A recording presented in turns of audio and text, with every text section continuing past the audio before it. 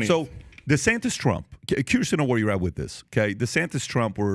You're seeing. Why are you laughing? It's just because this question right now is the third rail in the Republican Party. Let's piss on it. No, I'm fine with it. So CPAC It's just funny to me because nobody get elected. numbers are what 60% to 20%, right? CPAC, whatever. Then what were the numbers that you saw yesterday? Yeah, it wasn't even close. Trump, yeah, of course, 62%. That's a CPAC thing. It's a CPAC, but that's within CPAC, right? correct. That's only within CPAC, right? Which is now called TPAC for Trump. Yeah. Oh, Yeah. So where are you with this? Where are you with Here's the thing. I like qualities from both candidates. I know this is going to sound like, but I'm certainly not a fence sitter. The truth is, I've never been in the business of endorsing candidates. Obviously, once it gets to a general, people know where I line up. Yeah. But I'll have people all the time asking me, like, hey, can you endorse this candidate? I'm like, I don't think you really know what it is that I do. As a matter of fact, even with guests, we'll have people tune out if we have a guest on because people want to hear kind of what we're saying about a topic unless it's a real needle mover. Yeah. We've had that with who you would. Well, what an interesting thing you just said. Which I feel I hate because it's like I want pay attention to this person. People are like, this is boring because we just came from me being waterboarded or having midget Jesus and Santa wrestle in Jello, whatever the hell it is. I would vote for any of these people in a national election, of course. Like I really hope it's just not a super bloody primary. Yeah. People ask me what I like about Donald Trump. I like the fact that he went off and did it on his own. I like the fact that he's an outsider.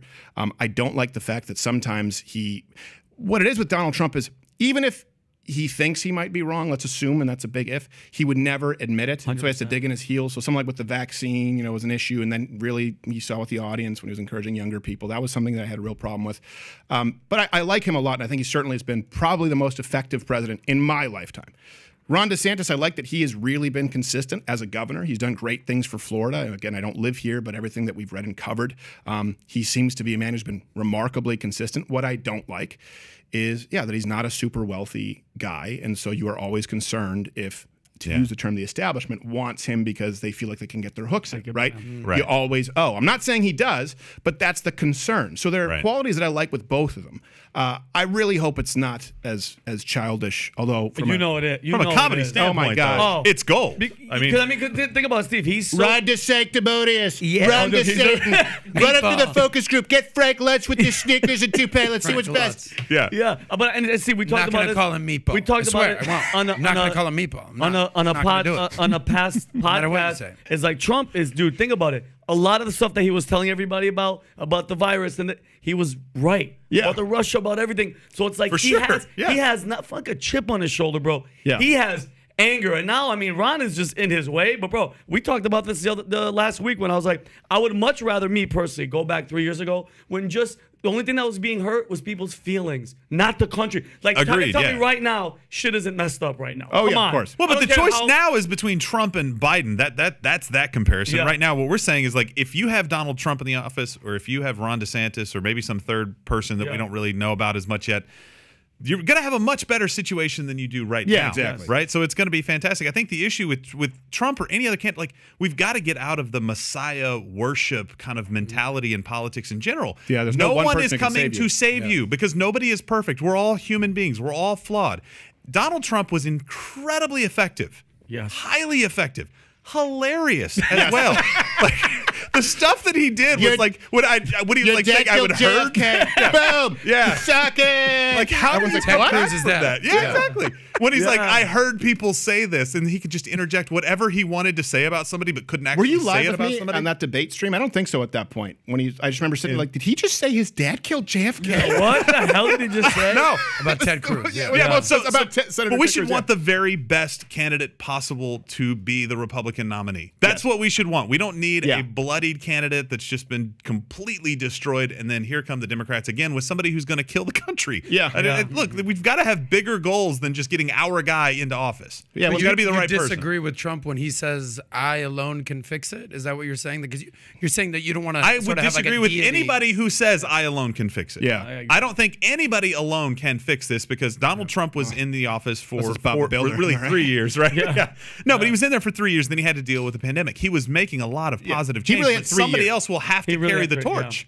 He's got a window of 8 years, and then the establishment will come roaring back, right? The machine will come back. You've got to be able to hand the torch off to the next guy to keep it going for the next 8 years. Not one person can do this. If DeSantis does get elected, let's just go hypothetical here. Do you think that it would be a negative that he is quote unquote establishment? I don't think he's establishment. No. My concern is that he could end up owing the establishment. That's my point. Is that like the same thing that makes Donald Trump impossible to work with is the same reason it makes him almost establishment proof to some degree. He had a lot of people in his cabinet who you would consider sort of swamp creatures, right? But as far as them being able to tell him and be like, go screw yourselves, I know better, right? He doesn't care. So I'm not saying DeSantis is. It's a concern that he would be more prone to being influenced by it, which it could be completely ill-founded, and I'm not super concerned about it. I'm just trying to, express concerns with both of them. I don't like the quote, the old quote, whatever kills you makes you stronger.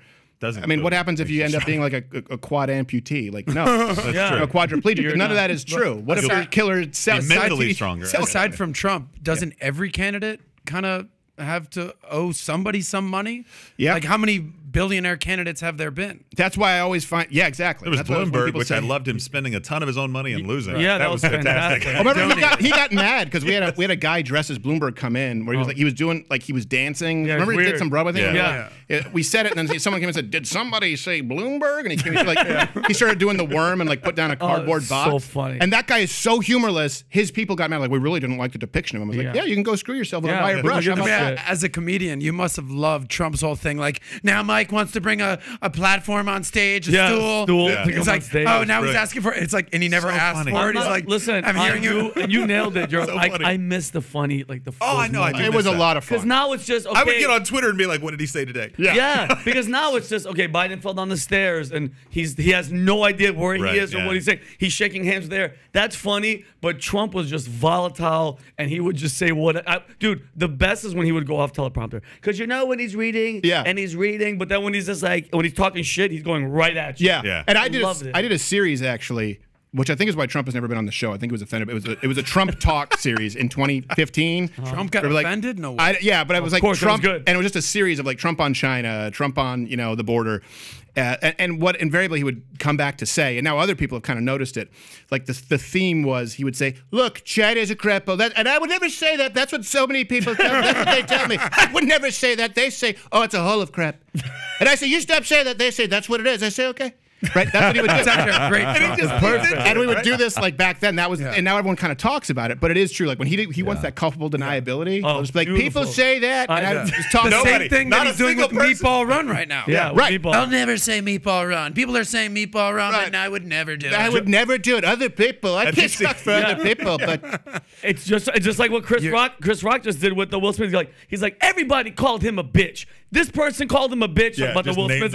He's a bitch. He's like, I never called him a bitch. He said it like 10,000 times. Yeah, it was hilarious. Man. But this was back, obviously when we had, that was me and my den. You? Yeah. Me and my den. You in your den. Oh we have a better Trump thing now. So that's hilarious. I mean, you just look. Can we play the audio? Oh, gosh. I hate how old? This is 2015? 20? That's a while ago, yeah. Level. I would never try and do anything that could you've got way better. Well, my voice was shot. Not because I just did Bernie.